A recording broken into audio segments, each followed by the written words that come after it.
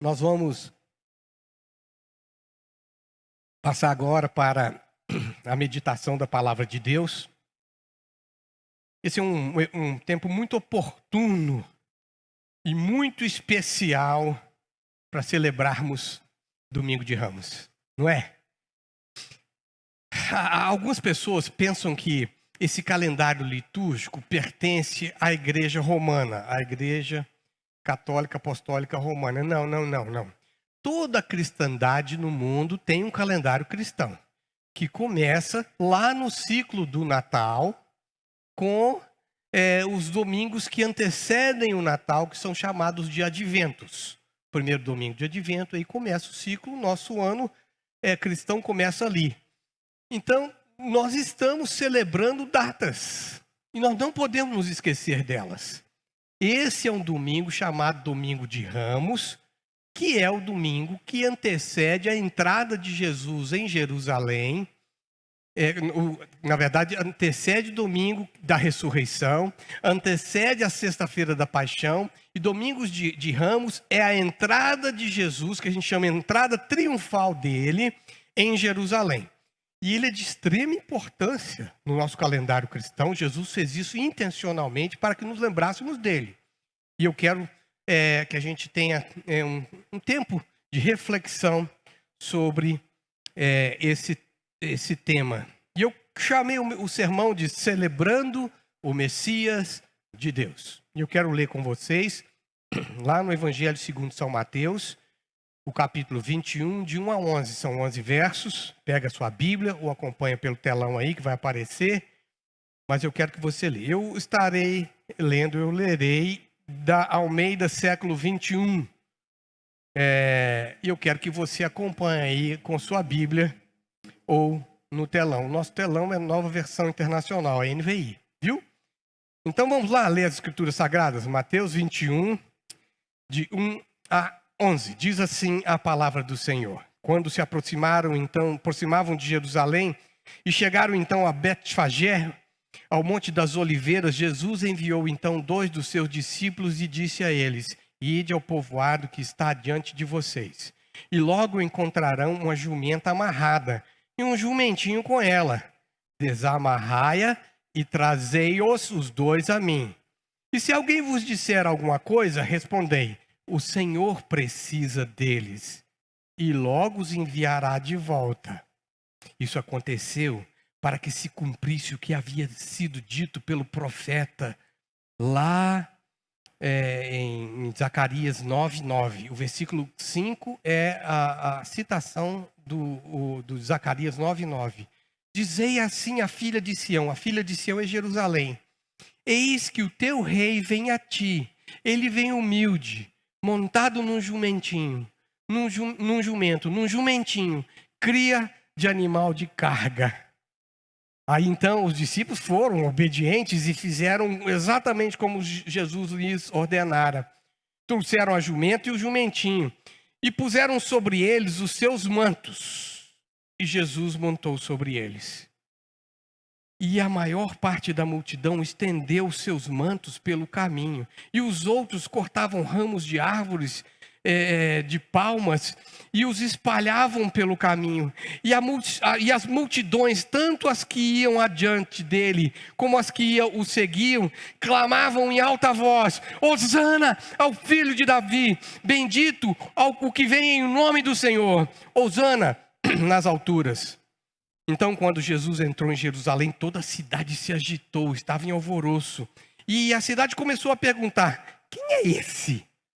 E as multidões respondiam alegremente: ele é o profeta Jesus, Jesus de Nazaré da Galileia. Vamos orar. Ó Deus, que o Senhor abençoe a leitura da tua palavra e que ela venha ao nosso encontro e nos alimente por amor a Jesus. Amém. Linda história, eu amo essa história.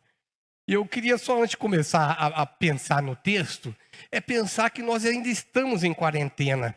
E eu preciso aqui, minha gente, eu continuo insistindo a cada domingo, a cada vídeo que eu mando para vocês, insistindo para que a quarentena seja guardada.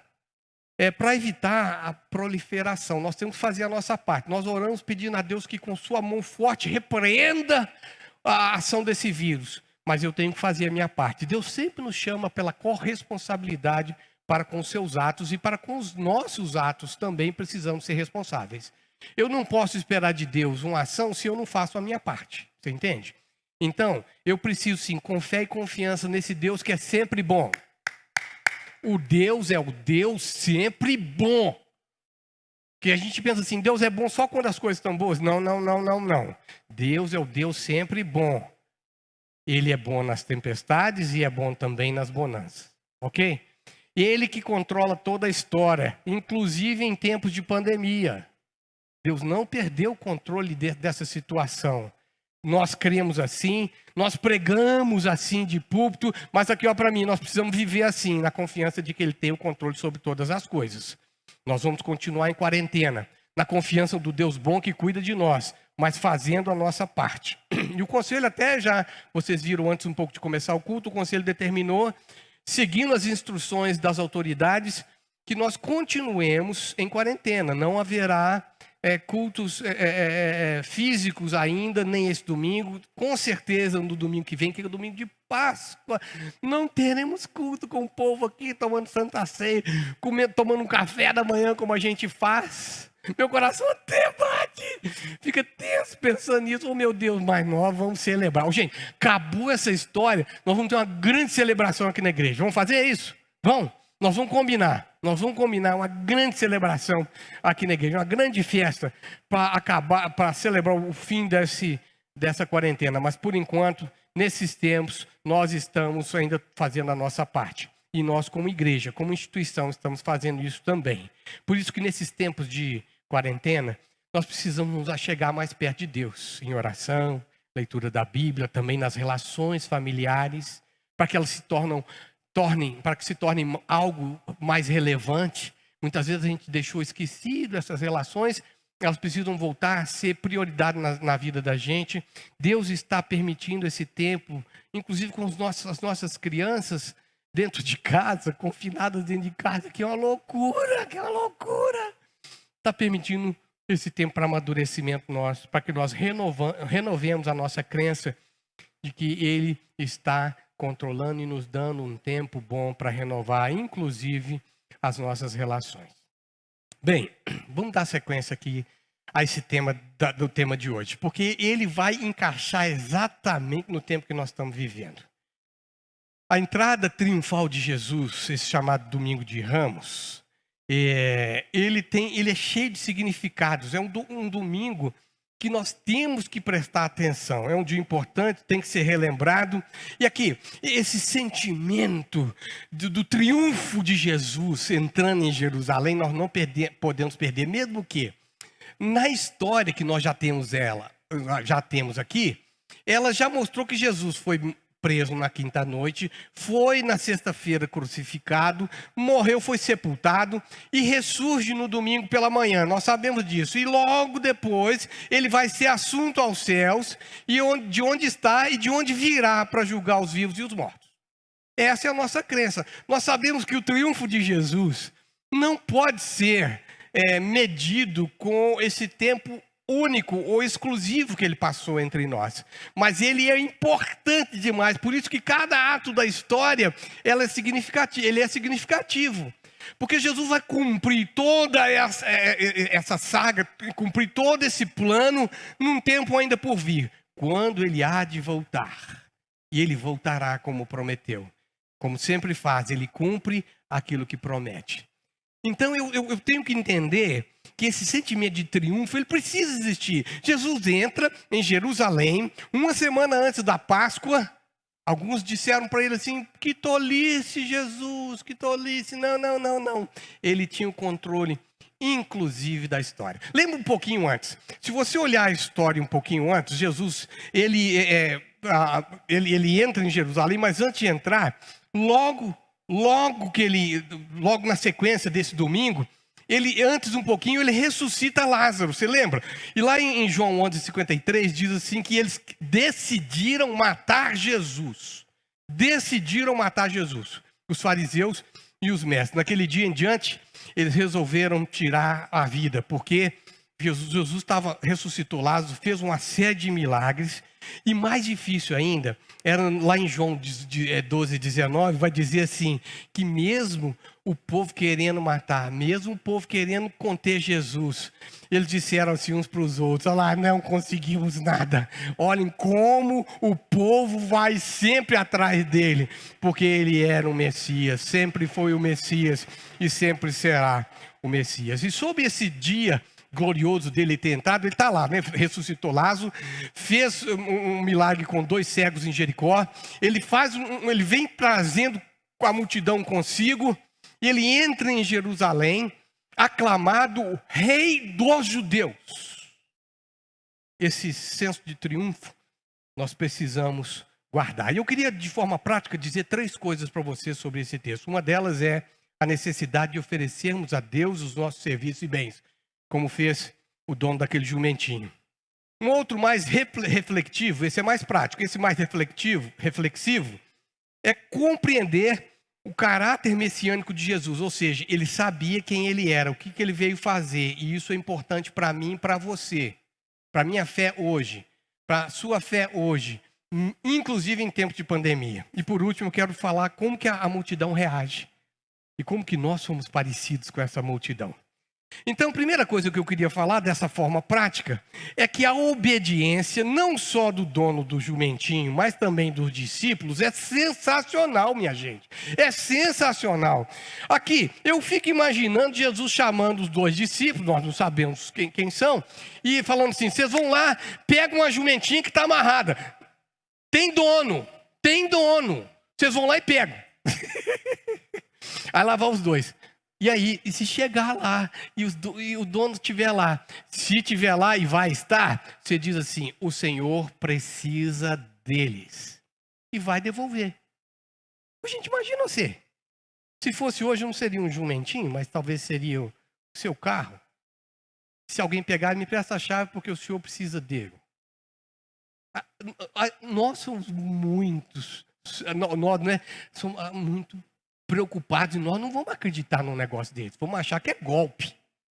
Chegam os 2 discípulos e falam assim, vão lá desamarrando, eu fico imaginando os 2, puxa vida, que situação, hein? Puxa vida, que situação, e os 2 andando. E aqui, chegam lá e de fato encontram a jumentinha com o jumentinho amarrados. Eles começam a desamarrar, o dono, vocês 2 aí, o que foi? O que foi? Jumentinha, a jumentinha é minha, que vocês estão mexendo aí? Não, senhor, sabe o que é? Sabe o que é? É que o Senhor, o Messias, o Rei do Universo, o Rei dos Reis, o Rei de Israel, o Rei da minha vida, o Rei da sua vida, precisa deles. Como se Jesus precisasse. A obediência daqueles discípulos de ouvir a ordem de Jesus, sem ponderar. Alguns de vocês, a maioria de vocês sabem que eu sou 2º tenente do Exército Brasileiro. E lá na nossa época de quartel, eles diziam assim para a gente, não pondera não, obedece, cumpre a ordem, cumpre a missão. Porque a gente fica, mas tenente, mas capitão, não, aí fala, mas capitão, não, pondera. A gente tem que parar de ponderar as ordens de Deus, viu? Para de ponderar, Deus mandou. Deus não mandou? Não mandou. Uai, simples assim. A obediência daqueles discípulos era em função de que eles conheciam quem Jesus era. E você precisa conhecer quem Jesus é.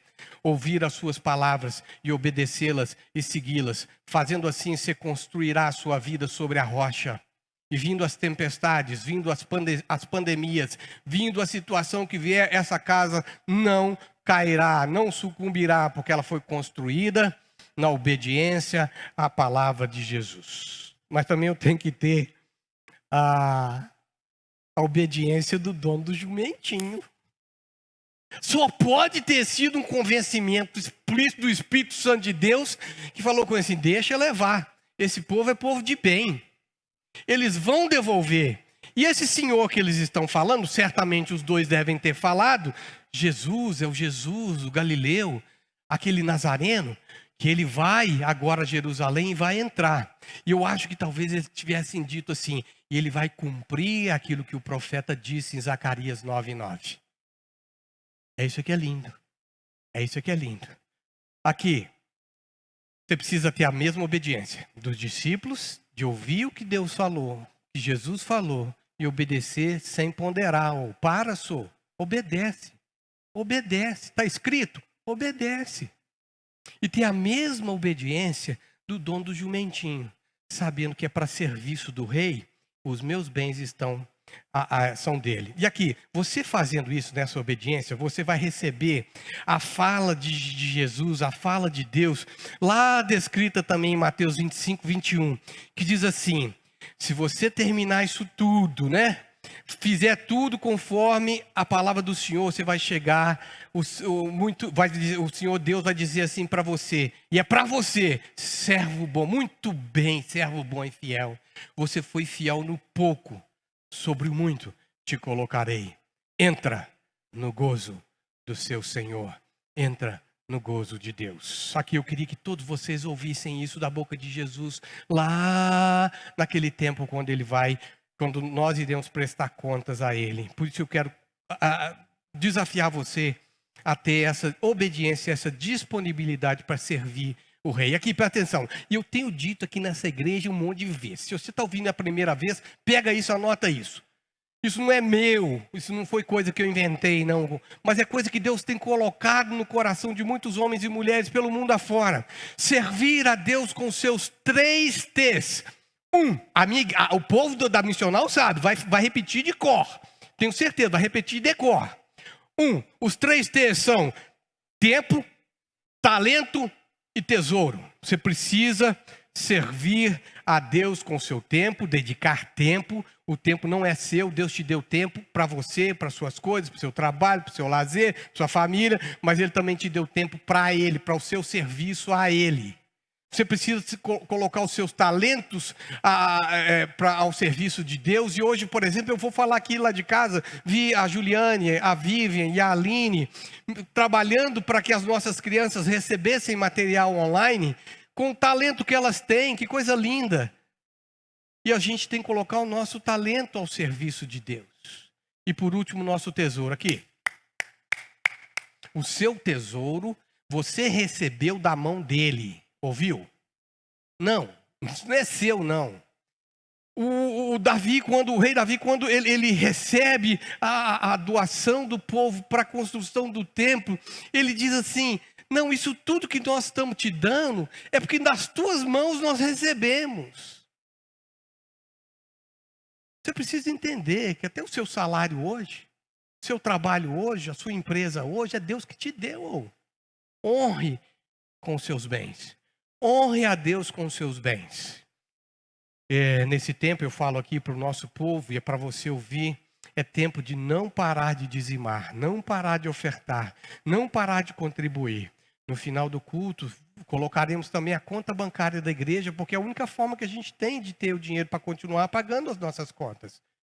E isso honra a Deus, porque é uma atitude de fé sua. É uma atitude de fé sua. Por falar, eu preciso falar uma coisa rápida no meio do sermão. Recebemos uma oferta para comprar cestas básicas para aquelas pessoas que vivem de trabalho que não é um trabalho regular, não é de salário. E fizemos a entrega ontem, sexta-feira, a junta diaconal. A Shirley Alcântara, que é a diaconisa que cuida disso, fez uma entrega, um trabalho lindo e maravilhoso. Deus agindo as pessoas para colocar dinheiro, para que esse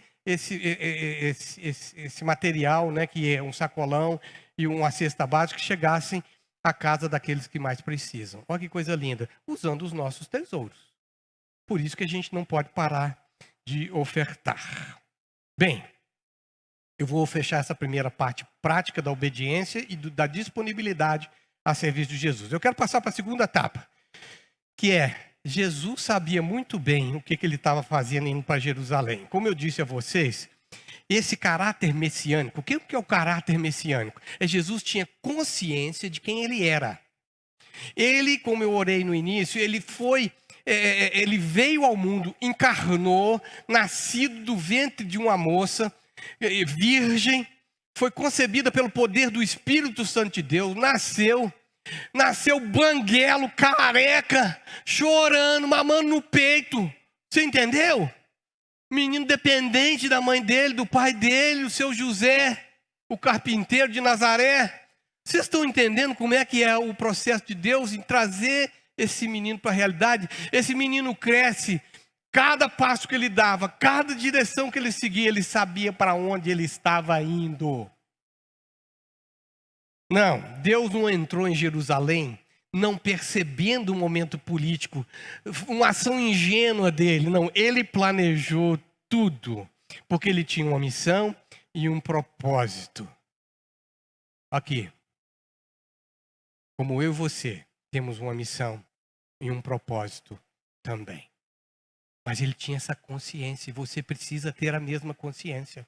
Deus não te pôs no mundo, no ventre da sua mãe, te trouxe careca e banguela.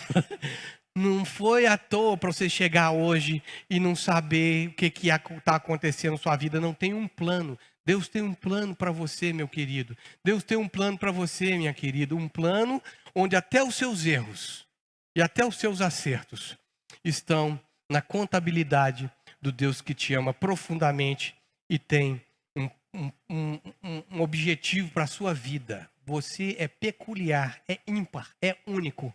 Porque Deus assim o fez. Essa consciência que Jesus tinha, você precisa ter também. Porque Jesus, ele tinha essa consciência de que ele era o Messias, que ele vinha salvar o mundo, que ele era o Deus encarnado. E tanto é que ele é quem provoca as situações, todas as falas e todas as reações de todos nesse contexto. No contexto que lemos, vai lá, o jumentinho vai estar lá, a jumentinha vai estar lá, mas tem dono. Tem dono, pede e fala que eu que estou pedindo, mas eu vou devolver. Vocês estão entendendo? Tudo no controle. Até as falas, Deus estava controlando para que, como disse o texto que lemos lá em Mateus 21:4, para que isso aconteceu, para que se cumprisse o que fosse dito pelo profeta. Aqui, presta atenção, sabe o que isso quer dizer? Dentre tantas coisas, uma delas, que Deus tinha e terá total e restrito controle de todos os eventos debaixo desse sol, nesse planeta e em todo o universo. Deus tem o controle e executará o seu plano divino perfeito para redimir a raça humana, porque Ele amou de tal maneira o mundo, amou de tal maneira você, que enviou o seu único Filho para que Ele morresse por todos aqueles que nele crescem. E Ele deu a vida eterna para todos eles. É o que João 3,16 nos informa. Aqui, Deus continua tendo controle total e irrestrito sobre a sua vida. Aqui, ó, para mim. Se você entender isso, você dorme, Você põe a cabeça no travesseiro e fala assim, até mesmo as bobagens que eu faço com arrependimento, Deus acolhe, Deus redireciona, Deus mostra, porque Ele é assim. Da mesma maneira, eu preciso entender que Ele tem o controle da minha vida. Isso é muito bom saber que Ele cuida de mim. Eu sei que o meu Redentor vive, eu sei. E Ele fará tudo aquilo que for necessário para o meu bem. E que eu tenho que descansar nele. Olha, Jesus previu o seu sofrimento, a sua morte, a sua ressurreição, porque Ele sabia quem Ele era. E Jesus também já previu o seu sofrimento, a sua dificuldade, essa pandemia que estamos passando. Ele tinha consciência da sua missão messiânica, e nós precisamos ter consciência da missão a qual nós somos chamados, porque nós somos comissionados por Deus. Da mesma forma, nós temos uma missão. Deus tem um plano para você e para mim, presta atenção. João 20:21 diz assim, a segunda parte, a parte B do texto diz assim, assim como o Pai me enviou, eu também vos envio. Assim como o Pai me enviou, eu também vos envio. Essa é a certeza que nós temos, aqui ó para mim, de que Jesus foi enviado com a missão. Jesus foi enviado com a missão. E Ele nos envia com a missão também. Ouviu? É isso que eu preciso entender, que eu também tenho uma missão. A grande mensagem do ID de Jesus é: o Pai me enviou, eu envio vocês. Paz seja com vocês. E isso é para todos nós aqui. Para todos nós. Todos os cristãos de todas as épocas. Jesus vive na expectativa de ir para o Gólgota. Você vive a sua expectativa de servi-lo com a sua vida. É serviço. Jesus não prometeu para nós vida fácil ou vida, entre aspas, de prosperidade material. Deus prometeu para nós, através da fala de Jesus, no mundo vocês terão aflições. Mas tem de bom ânimo.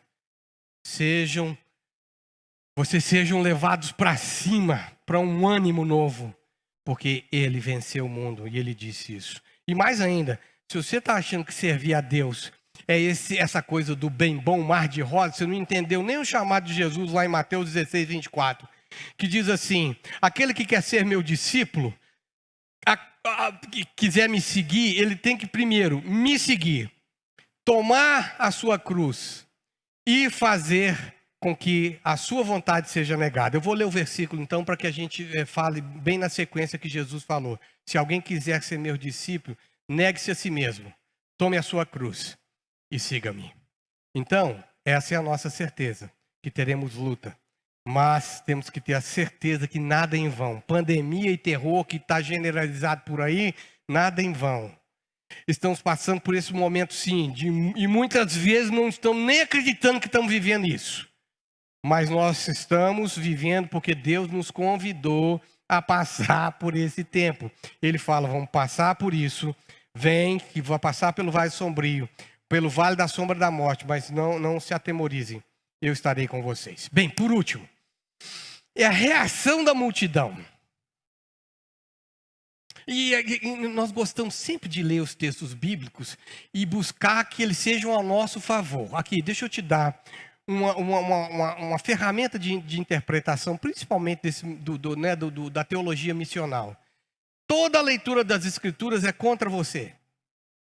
Não, só.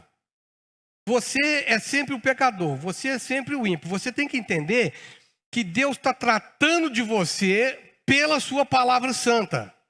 E fazendo de você melhor hoje do que foi ontem. Melhor amanhã do que foi hoje. Através da sua santa palavra. Agora a população fala assim: hosana ao que vem em nome de Jesus, né? Ela fala assim: hosana ao filho de Davi, bendito ao que vem em nome do Senhor, hosana nas alturas. Vai colocando a própria roupa para o jumentinho passar. Outros cortando árvores, galhos de palmas para que o jumento passe. E Jesus sentado no jumentinho, olhando aquele povo, que alguns dias depois seria o mesmo que dizia: crucificam. Aqui, esse é o seu. Esse é o seu. Que numa hora está assim: aleluia, glória a Deus. Noutra hora está assim: crucificam. Essa instabilidade, essa hipocrisia que nós vivemos enquanto cristãos precisa ser derrubada. Você precisa ser desmascarado. Você precisa ser desmascarada, ouviu? E saber que você não é esse ser bonzinho. Você fede. E o seu fedor, ele precisa ser tratado. E tem que ser tratado com o fruto do Espírito. Através de um arrependimento sério, honesto. Você continuará fedendo, mas todo dia eu tomo banho. Todo dia eu ponho desodorante. Todo dia eu ponho perfume, claro. Porque eu continuo fedido. Eu tenho que perceber isso. Se eu não perceber, eu continuo achando que eu sou daquele da multidão que diz hosana, hosana. Não, o mesmo povo de Jerusalém que diz hosana, bendito aquele que vem em nome de Jesus, ou de Deus, do Senhor. Esses são os que disseram na sexta-feira: crucificam. Não, nós não queremos que solte Jesus Barrabás. Nós queremos queremos que solte Jesus Barrabás. E queremos que crucifique esse Jesus de Nazaré. Aqui, Jesus é o Cristo. Nós precisamos entender isso. Mas precisamos entender quem nós somos. Quem nós somos. nós temos que entender que Deus permitiu que isso acontecesse, que o povo colocasse palmas para que ele entrasse, para que o povo colocasse suas vestes para que ele passasse, para que na sexta-feira a inconstância, a falsidade, a hipocrisia deles fosse revelada de maneira clara e inequívoca. Eu preciso me colocar nesse lugar. Se eu ler o texto, interpretá-lo corretamente, eu preciso mudar minha conduta hipócrita, falsa. É o que eu devo fazer. À medida que ele, o Rei dos Reis, entra e se revela triunfantemente em minha vida, e ele faz isso na sua vida, eu preciso mudar de comportamento. Eu preciso saber quem que eu sou. Eu preciso saber que eu dependo dele. Eu preciso de fato fazer com que o Senhor seja o Senhor, o dono de tudo que eu sou, de tudo que eu tenho. Eu preciso me arrepender e me converter a ele. Porque quem precisa ser crucificado não é Jesus, sou eu hoje. Hoje o meu eu precisa ser crucificado. Eu tenho que levar a minha cruz, segui-lo, negando a mim mesmo, crucificando a mim mesmo. Ele deve dirigir todos os nossos passos, pois nos ama profundamente. Nós precisamos ser convencidos de quem somos. Ufa! Quero encerrar. Qual que é a importância prática desse episódio nas nossas vidas? Eu quero dizer para vocês algumas coisas. E que eu já falei, mas eu preciso deixar claro antes de terminarmos. A mesma certeza que teve o nosso Cristo, o nosso Messias, ela precisa estar viva em nós, para produzir em nós a esperança que precisamos para terminar a nossa carreira. Se eu tenho a mesma certeza que eu vim aqui com um propósito, inclusive passar por essa pandemia do Covid-19, e Deus tem um propósito para mim, passar por ela, eu preciso renovar a minha esperança, não nas circunstâncias, mas naquilo que Ele tem dito para nós. A mesma consciência, a mesma certeza, a mesma convicção que Cristo teve é a chave para que a minha esperança seja renovada e o meu medo, o meu temor, o meu terror seja banido. Especialmente nesse tempo onde se fala muito de morte, onde a gente está morrendo de medo de muita coisa. É no nosso apego às promessas infalíveis e divinas de Deus que a nossa esperança brota. É nesse apego, ou é esse apego que desafia a mim e a você a obedecer ao Mestre, a despeito das nossas limitações, a despeito das nossas percepções pessoais. É a obediência que Ele pede. A despeito, inclusive, da nossa humanidade pecaminosa. Vamos acertar ali, vamos errar acolá, mas continuamos sempre buscando a Deus, sendo melhor amanhã do que fomos hoje. Mesmo que as coisas ao redor ainda não estão tão claras, estejam obscuras, nós não sabemos como vai acontecer. Essa semana especial é uma semana crítica. Quarentena é necessária. Mesmo que nós não saibamos como que as coisas estão vindo, porque nós estamos lidando com um inimigo invisível, nós somos chamados a caminhar movidos pela esperança daquele que fez a promessa. E quem fez a promessa é fiel, de estar conosco até o último dia, mesmo que passemos pelo vale da sombra e da morte. Da mesma forma que Jesus se viu, se percebeu, nós também devemos ter essa mesma certeza que Deus tem um propósito para mim e para você. Ouviu? Para mim e para você nesse tempo. Por isso, obediência na esperança de que Deus tem todos os seus planos já determinados e tudo de bom para mim e para você, inclusive o passar por dificuldades, mesmo que não enxerguemos com toda clareza agora. Nós não podemos desesperar, mas confiar de que Deus tem um plano maravilhoso para mim e para o seu, para a minha vida e para a sua. Calma. Obediência e desprendimento, obediência dos discípulos, desprendimento do dono do jumentinho, a certeza de que eu tenho um propósito, que Deus está me levando para algum lugar, mesmo que eu não perceba. Jesus tinha isso, eu preciso buscar isso para cada dia, porque a minha vida tem propósito, e eu tenho que fazer com que eu me conheça, saiba quem eu sou, me arrependa, mude de atitude, seja uma pessoa melhor amanhã do que eu fui hoje, convertendo dos meus pecados, voltando para Deus e sendo melhor pessoa cada dia, cada mês. Por isso eu peço muita calma, somente não recue, somente obedeça. Tem uma canção que a gente canta que às vezes ela fala assim: se o mar não se abrir diante de você, pode pisar. Porque Deus mandou você atravessar o mar. Você vai andar por sobre as águas. Deus vai fazer uma obra, porque Ele tem um propósito. Você precisa obedecer, crer nisso. Renove a sua esperança no Deus que te ama muito e cuida da sua vida. Aqui Ele cuidou bem direitinho da vida do primogênito dele. E fez ele entrar num domingo como esse, em cima de um jumentinho. E dali para frente, a decisão de matá-lo já ficou clara. Ingenuamente, como dizem alguns, e com todo o controle sobre a história, ele vai e é preso na quinta-feira. Sexta-feira é condenado à revelia. E executada a pena no mesmo dia. Morre por mim, por você, porque tinha certeza do seu propósito. Deus cuidou do primogênito dele, não vai cuidar de você? Com todo o sofrimento e a luta que estamos passando. Mais uma vez hoje, aqui, e ainda mais alto, nós devemos também gritar, aclamando o nosso Jesus, o Rei do Universo. Hosana ao Filho de Davi, bendito que vem em nome do Senhor. Hosana nas maiores alturas. Tem alguma coisa alguma coisa na tela? Dá uma olhada aqui, lê, por favor. Estou, obrigado.